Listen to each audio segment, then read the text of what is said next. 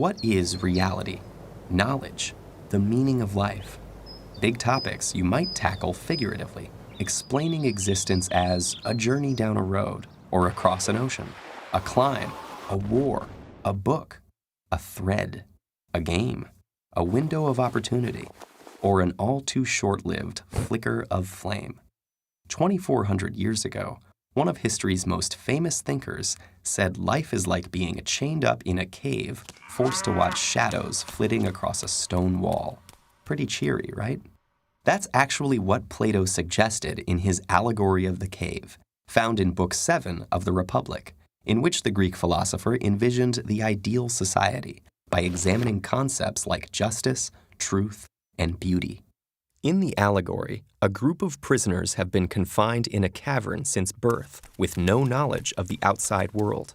They are chained facing a wall, unable to turn their heads, while a fire behind them gives off a faint light. Occasionally, people pass by the fire carrying figures of animals and other objects that cast shadows on the wall. The prisoners name and classify these illusions, believing they're perceiving actual entities. Suddenly, one prisoner is freed and brought outside for the first time. The sunlight hurts his eyes, and he finds the new environment disorienting. When told that the things around him are real, while the shadows were mere reflections, he cannot believe it.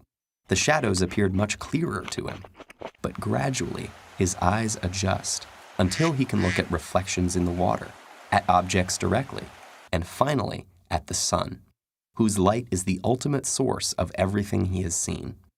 The prisoner returns to the cave to share his discovery, but he is no longer used to the darkness and has a hard time seeing the shadows on the wall.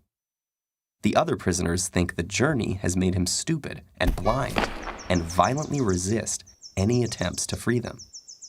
Plato introduces this passage as an analogy of what it's like to be a philosopher trying to educate the public. Most people are not just comfortable in their ignorance, but hostile to anyone who points it out. In fact, the real-life Socrates was sentenced to death by the Athenian government for disrupting the social order, and his student Plato spends much of the Republic disparaging Athenian democracy, while promoting rule by philosopher kings. With the cave parable, Plato may be arguing that the masses are too stubborn and ignorant to govern themselves. But the allegory has captured imaginations for 2,400 years because it can be read in far more ways. Importantly, the allegory is connected to the theory of forms developed in Plato's other dialogues, which holds that, like the shadows on the wall, things in the physical world are flawed reflections of ideal forms, such as roundness or beauty. In this way, the cave leads to many fundamental questions, including the origin of knowledge, the problem of representation, and the nature of reality itself. For theologians, the ideal forms exist in the mind of a creator. For philosophers of language viewing the forms as linguistic concepts, the theory illustrates the problem of grouping concrete things under abstract terms. And others still wonder whether we can really know that the things outside the cave are any more real than the shadows. As we go about our lives, can we be confident in what we think we know? Perhaps one day a glimmer of light may punch a hole in your most basic assumptions.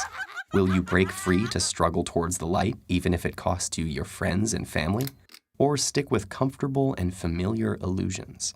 Truth or habit? Light or shadow? Hard choices. But if it's any consolation, you're not alone. There are lots of us down here.